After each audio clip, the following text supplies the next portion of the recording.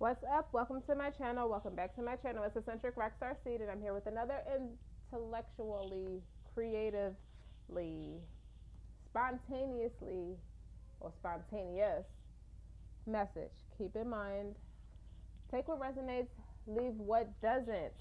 Okay? So, Divine Badass. I got freaking beautiful. I laid some of my cards down, some of them we're going to do together. Okay, I'll read them. It's better to be absolutely ridiculous than to be absolutely boring. Okay, then you got Divine Badass. Okay, then you have Clean Your Space, which is what I'm about to do right now. Some more. I did some earlier and I'm going to clean some more. Then you have Leap. Okay, you go first. The universe will catch you, or God in this sense. Okay, and then you have Innovation, New Creation. You bust your ass to get to this point, but you're not quite where you want to be yet. You know, if you're a person who marches to the beat of your own drum, and right now you may have people that's kind of like forcing their opinions on you in some way or another. You know, you can be happy, free, like a free spirit type of person, whether the world looks at you with awe or admiration, confusion or love, you know, or they just look at you like you're like pretty eccentric or just an oddball, somebody who doesn't fit in, or just a nonconformist, you know.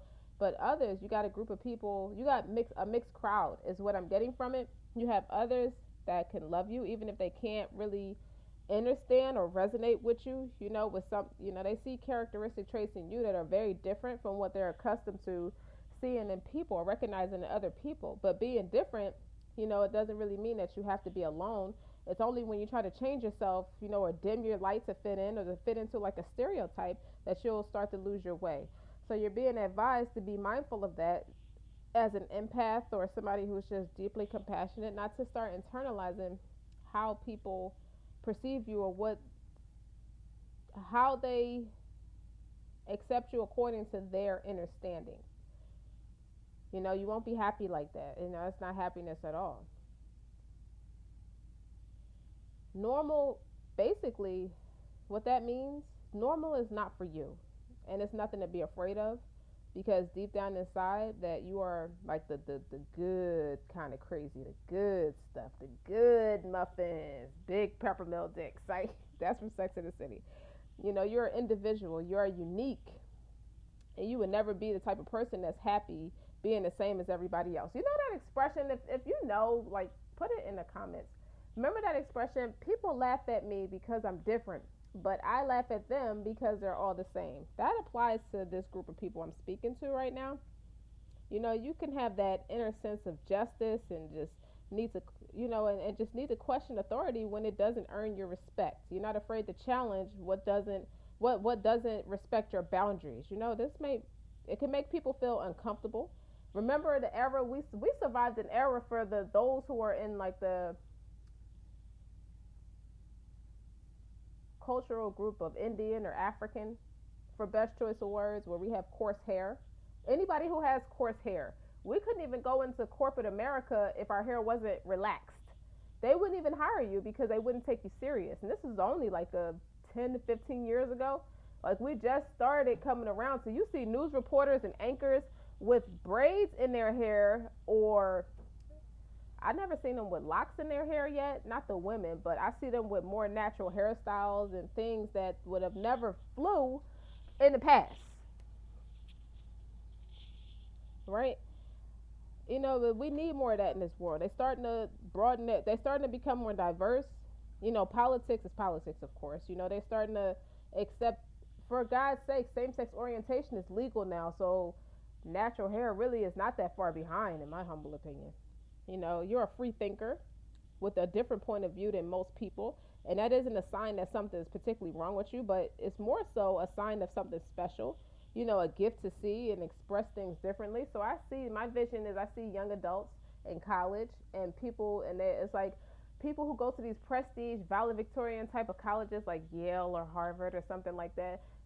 A lot of people go into these colleges with the mindset is they're looking for something specific, like if you're studying law or something prestige, or even just a business program. one of any kind of business degree that specializes in anything like accounting, economics, entrepreneurship, you name it. And a lot of people tend to go in there thinking, I have to act this way, or I have to speak this way, I have to learn this terminology, because I think that they're looking for something specific, when that's not you. It's like, remember the movie back in I think it's the 80s, Back to School, Rodney Dangerfield. Put it in the comments. I think I got his name wrong. I don't know. I don't think maybe I did, but he was very eccentric like that. He was an eyeball. He wasn't your typical college student, and that's what I feel like this is the group of people I'm speaking to too. It's like the world needs more of you. The weird streak of you. It's a proverbial breed. It's like fresh air. It's intriguing, if you will. It's preventing unimaginable collapse into the boredom of sameness. Boredom is such a nightmare. It also makes you a divine poster child for others who want to break free from conformity, like I told you, and just being unapologetically true to yourself. Authenticity, true human embodiment of authenticity. For anybody who has to do a speech at the graduation, if you're graduating from college, you've got like a bachelor's, master's, or a PhD, I don't care which level or degree you're at, put some of this in your speech, because it's very free flowing and authentic. That's the vibe I'm getting. But you got the card of innovation, new creations, and then you have leap, go first. God will catch you. All you gotta do is take the first step, and God has the rest. You dig what I'm saying? So you, as a divine badass, I feel like you might have been under some kind of pressure to conform to maybe someone else's opinion, or your friends just don't understand your spiritual evolution, so they project their insecurities or their limitations onto you, and you didn't ask. But you don't need to give your power away or make choices for another. It's like, I feel like this is somebody who's in your energy or in your life, in your close proximity, and they're trying to make decisions for you, like micromanaging you, if you will, but how do I want to say this? Giving away your power, maybe once upon a time you did that just to keep the peace, like being more passive. If it'll take you away from what you know is true, I wouldn't do it.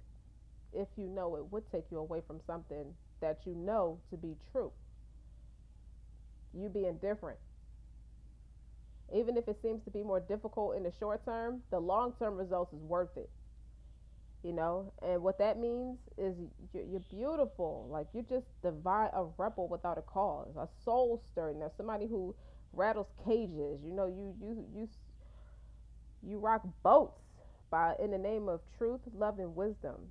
And you believe that we should create a world that takes care of everybody, not just singling people out in conformity. I use that word a lot, but if you're not a person who can be talked out of something, that doesn't make any sense, and you won't let fear, even yours, control you, or other people's fear.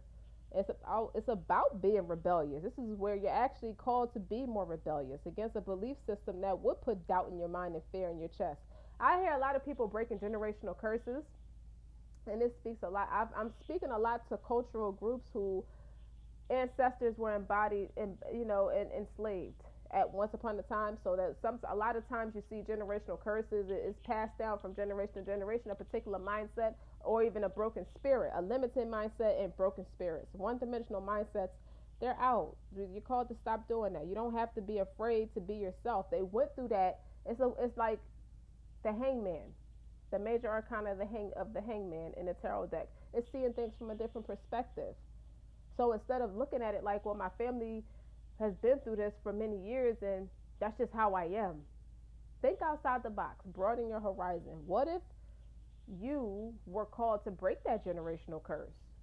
What if you saw things from a different perspective, by way of, we hear this, but we don't really ponder this growing up. At least I did growing up.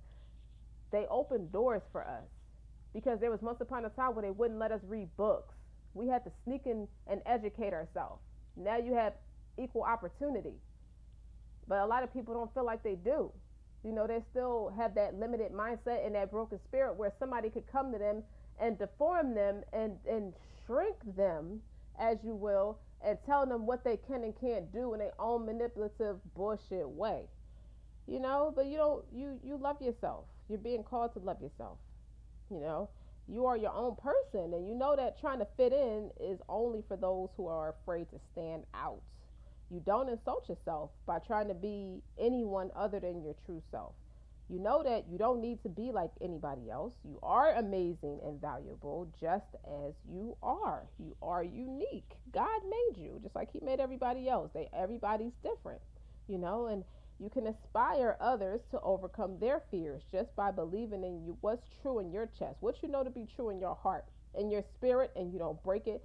I'm hearing Tony Montana, Scarface, when he's talking to the big drug lord. Excuse me for saying it like that, but what was his name? Put it in the comments. But the man was like that when they hung the man from the helicopter, where because they found out he was really an FBI informant, the one that never got along with Tony Montana the whole time, and he was like, "Hey," Tony Montana was like, "Get this straight. I never fucked over anybody in my life. It never had to come to that. For all I know, that man had my friend killed, but that's history, you know. All I got in this world is my word and my balls, and I don't break it for nobody. If you want to move forward with me, let's do business. If not, then so be it." He had to really look him dead in his spirit. If you notice in the scene how he's looking at him, he's not just making eye contact. He's piercing through this man's spirit to let him know, I don't fear nothing. I'm going to be me. And you want to do business with me, you want to be real. If you real enough, we could do business. If not, so be it. You saw what he did with the person he initially was doing business for, the one that said the pig that don't fly straight. You saw what he did to him because he was jealous. You get the gist, right? But just remember that you are amazing and you are more valuable being your authentic self.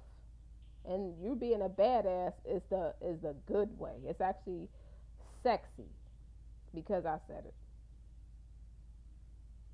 So whatever you're trying to do, whatever passions you have, do it with confidence. You're being called to have that confidence. I feel like you already are doing stuff that is promoting a great velocity of confidence. I feel like your confidence it has spiked. Clean your space. It's just something that's like when you make a routine of cleaning your house every day. You if you think about it, we have a routine. We wash the dishes, we sweep the floor, we mop the floor or vacuum the floor. We dust our furniture, we dust our blinds, we make sure the walls are clean, make sure our tables are dusted off, make sure our drapes are steamed and ironed. There's a routine. We make our bed, and then you think about yourself, how you have a routine. When you wake up in the morning, hopefully you say a prayer, you get up, you go to the bathroom, wash your hands, brush your teeth. You get the point, right? This is going to clear away a lot of negative energy and foggy energy, things that blocks your creativity, if you will. I was supposed to light this, so hold on.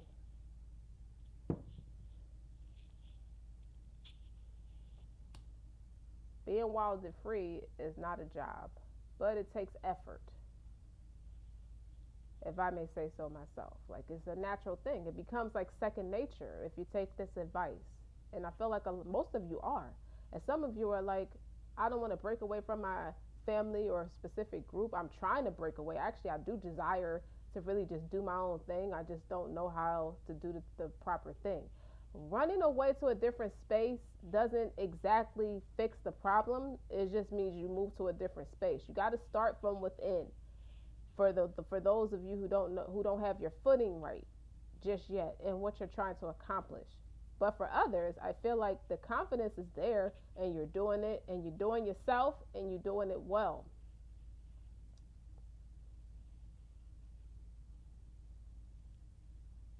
This is Palo Santo. Clean your space. Okay. Innovation. So there's something that you're trying to create. If you want to create oracle cards or tarot cards or just positive affirmations, if you want to create t-shirts with funny memes on it. Things that people think is silly or just unheard of or just unorthodox. I feel like you're doing it. Honestly, I hear somebody wants to create like makeup palettes, like the eyeshadow palettes, but somebody's trying to tell them it's too expensive. How? It only gets expensive when you start putting fear and doubt in it. You mess up your creation that way. You mess up your vibration that way. Anything is possible. Why can't you do it? Right? A lot of people thought because of the pandemic they couldn't pursue their passions, but I saw it the exact opposite. That was all the more reason to start your passions because a lot of people we were all in lockdown. So what else were you going to do? A lot of people lost their jobs. That was the ample opportunity to start something new.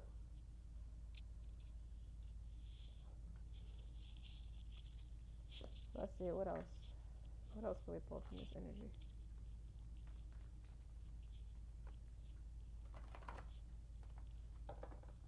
And I hear people who want to wear like those lace masks, like with the French culture, or just be in like naughty lingerie. People want to wear particular clothing items or designer pieces. That just really is just an art of expression, freedom of expression. Wear it by all means, whatever makes you feel authentically you. Meditate. Yeah, this kind of caters to when you clean your space, you can meditate with a clear mind, to connect deeply with spirit, visualize your next steps, then take inspired actions towards your goals and your dreams. That's right. So some of you may have to move away from certain spaces or may want to quit a job but don't quite know have your footing yet as to how you're going to live life, survive. I think you have the mindset is getting out of the survival mindset. That's what's keeping you at your job and start living. When you change the mind that I'm not surviving, I'm living, that's going to boost your passion and your confidence for what you're trying to accomplish. What I just say, elevate, new mindset, new results. Because when you elevate your mindset, if you keep thinking and acting the same way, nothing will change your business. One more.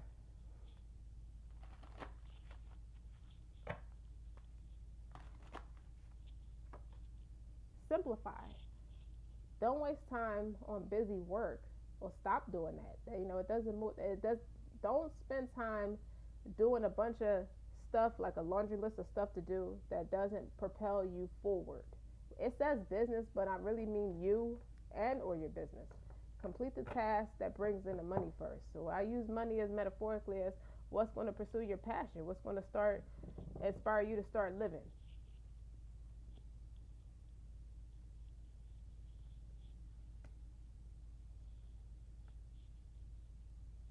Yeah, we don't have time for that hocus pocus stuff. All right, let's get into it.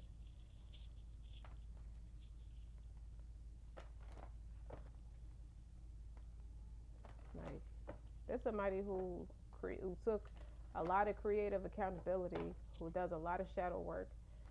You're being called to be quiet, move in silence, nobody's business what you're doing, and get your work done.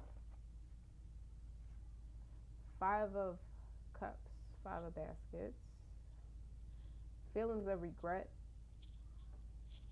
crying over spilled milk,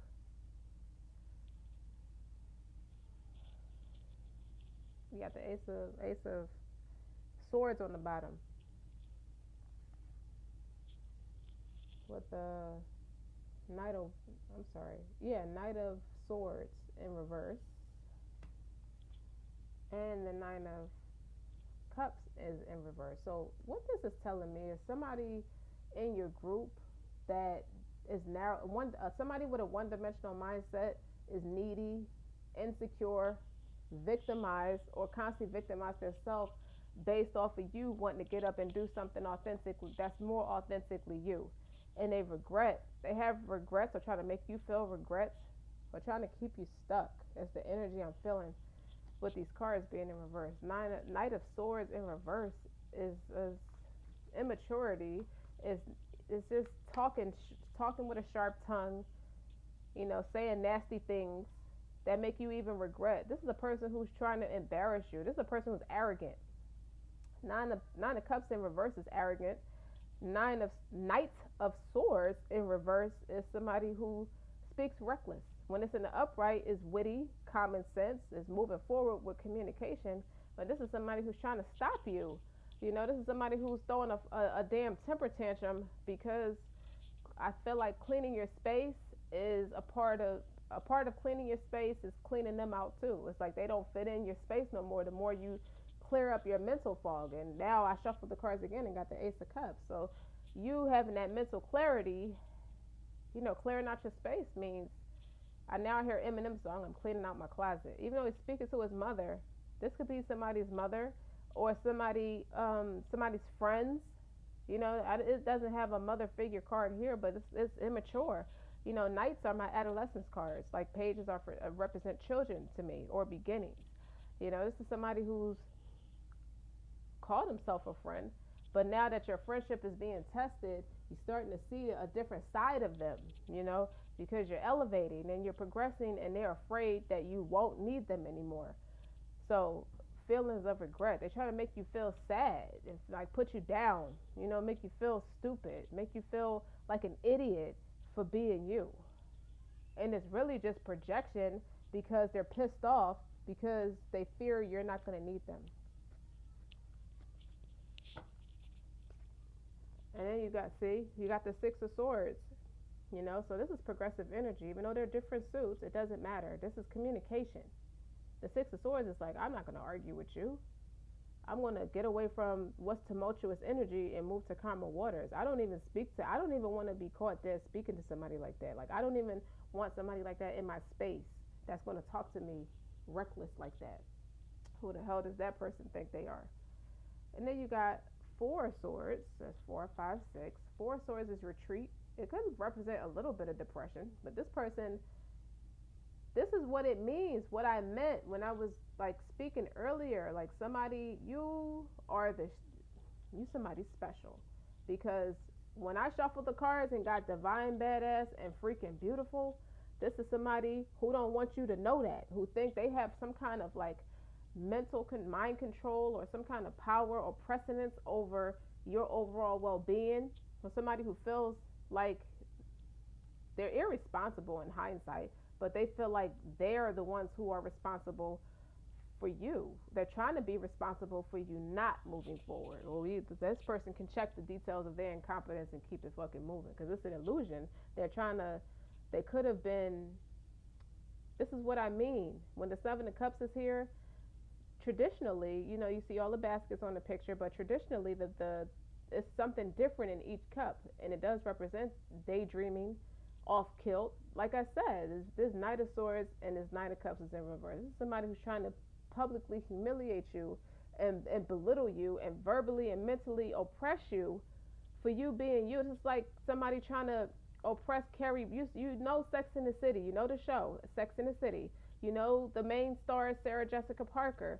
You know that her friends she's very different from all her friends. She has to be the most eccentric out of all her friends, but likewise, they're all eccentric in their own way. They just cover different characteristic traits, different avenues of what embodies female empowerment, feminine, and like Beyonce's song, "Who Run the World," like that female empowerment kind of stuff. But Carrie always thought outside the box. Carrie is not just how she dressed, that's just her whole mindset in general. She never did things like everybody else.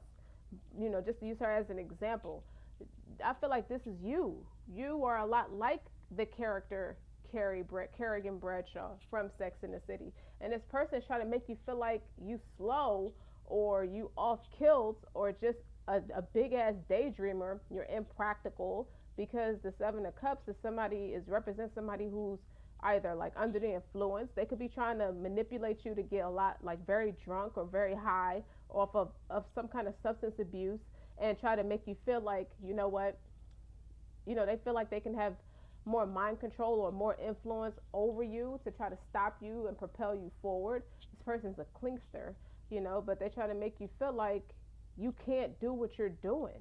You shouldn't be doing what you're doing. They're not a friend at all, whether that's your family or not, but I feel like it's friends or a friend. that's around you that's really just lost their everlasting mind because you elevated, because you don't need anybody. And you know that. And you realize that. And you kept it moving accordingly.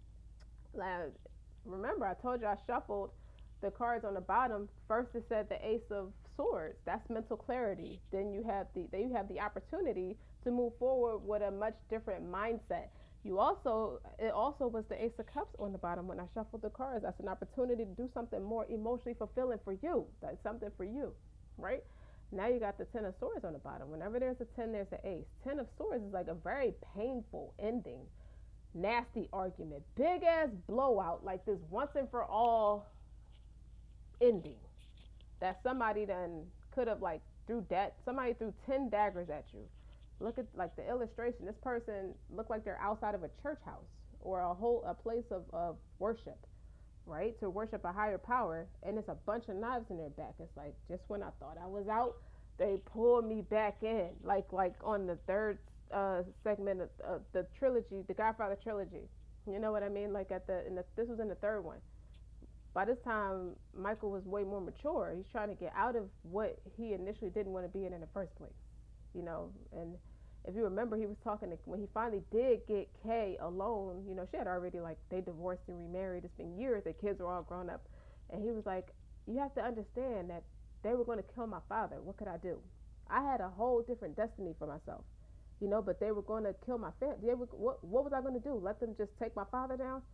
And you couldn't understand that at that time. That the horrors and the dangers of what was going on around us, what was happening to us at that time. Even as she said, but you became my horror through the process. And he had to explain to her, you know, I protect my family. I would burn in hell to keep my family safe.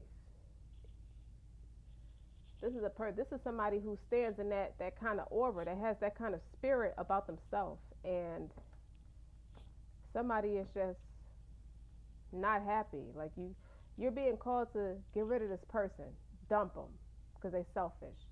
Now I'm thinking of a Bronx Tale when he was telling them how to handle women. If you first of all, you open the door for her, you let her get in the car, you walk around the back of the car to see if she reaches over to open the car door for you. If she doesn't open the car door for you, dump her because she's a selfish broad. But if she does open the car for you, keep her because she's a great one. Needless to say, this Ten of Swords in the subconscious is like, I cannot believe this person would I cannot believe you would talk to me like that, like calling me needy, pathetic, or insecure, or some kind of victim, like I'm some kind of moron for my own happiness. Like, why can't you be happy for me? And this is a big blow up, and this is something this is a conversation somebody's having or is going to have. Like, look, this is the Eight of Cups, but it was flipped over in the deck. That means something, okay? See how he's blocked out? Just the mother effer who tried to tell you couldn't do it. It could have been a man for some, like somebody a toxic relationship. Either way, the relationship's toxic regardless of who it is. But this could have been the person. You see how the salt is on the steps. If you look at the illustrations, he's blocked out of this person's aura, this space.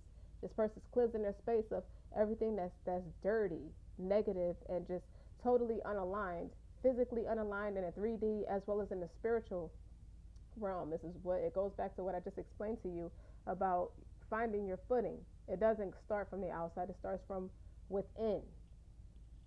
And this person can't come back. Now this person, I think that's the person that has regrets because they played this all wrong. You were one of the great ones. You are one of the great ones. Obviously, if you're a divine badass, this person didn't know what they had. And if anybody knows what to do with a great thing, it would have been this person talking down to you and talking nasty. You know what I mean? You deserve better, bluntly put. So let me see. I'm going to pull from my Work Your Light deck for advice. Don't let nobody box you in like that. That's the moral of it all. Don't let nobody tell you what you're not or what you are. Do what makes you happy.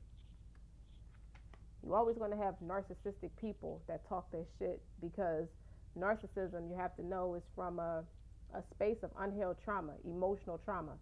Somebody did that to them and they never healed from it, and it's just been so long that the initial emotional bruising turned into a personality disorder. Now they have a mental tick, a nervous tick, known as narcissism. A deep replenishment, retreat, rest, and be healed. That's right. Put that mother effer out. Tell them you have to go. We can't be friends. We can't be together. This is it. I'm on my own now. I'm walking my own way. I'm going my own way. It's time to step up. And on the bottom, you have boundaries. Look at this. Where do you need to establish better boundaries? Put that where it fits. And get grounded. Focus. Continue to stay grounded. You're doing a great job. All of who I'm talking to, the empaths, the compassionate, the highly sensitives, you're being called to connect with nature. Those brisk walks, they clear your mental as well. So you're not just called to clean your space in a way where I mean clean your house. Yeah, clean your house, but clean your energy too.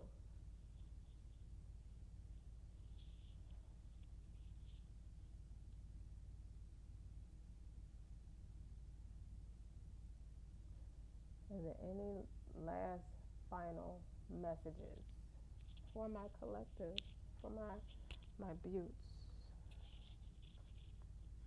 Say something nice. Say something nice to yourself. I'm being called to say that. Say something really nice to yourself every day. Even if you have to write it in colorful lipstick on the mirror, say something nice every day to yourself. Being your own rock, standing 10 toes, and being solid within yourself proves your royalty. It ignites the royalty. It ignites the flame, the inner flame with you, in you. That equals royalty. I welcome healthy, loving relationships. That starts with yourself, and then you work your way out. You're able to, when you do it for yourself, you are able to attract it in other people, places, things. It's going to take your business, it's going to propel your business forward. So this is somebody who already has an established business for themselves, and that could have been the reason why it wasn't growing. Is because you have unhealthy attachments. And believe it or not, when you're attached, when the wrong people are in your energy or in your life, it does slow you down in other ways. You start to inherit their karma. And on the bottom, taking care of myself is a radical act of love. So that's pretty much it. That seals the deal for anybody who needed to hear this. That is what I have for you. I will be back. Don't forget to like, share, and subscribe, and share it with everybody. And you can replay the video over and over and over again as much as you need to hear it. Okay? Here, one more. I honor my self-worth by asking for what I want. Okay? They always come back and apologize. They always do. But you're not doing it to make them apologize, because now you got to shift your focus on you. It's not even about you. I'm sorry, it's not even about them. It is all about you, because you're freaking beautiful and absolutely gorgeous. And don't forget, it is better to be absolutely ridiculous than to be absolutely boring. What do you get out of somebody telling you you ain't shit? That's absolutely boring. They'll try to make you feel stupid or humiliated because you're happy and you meditate and you do yoga and you pray and you practice religion and you do Reiki and you feed the birds outside or feed animals, or you like to wear eccentric, unique clothing items. That don't make you stupid. That makes you you. Okay? Until next time.